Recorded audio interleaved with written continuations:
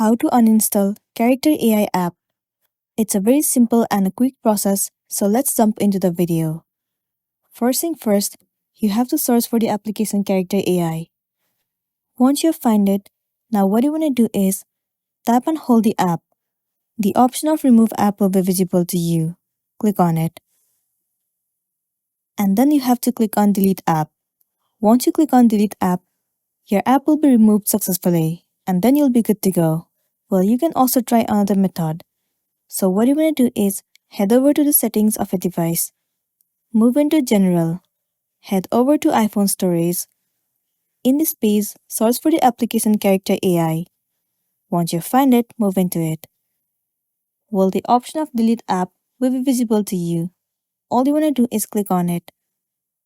Once you click on Delete App, your application will be uninstalled, and then you'll be good to go. So that's all for today, and this is simply how you can uninstall or remove the application Character AI. Make sure to smash the like button and consider subscribing if you found this video helpful. And if you have any queries, you can drop it down in the comment section below. We'll see you in the next one.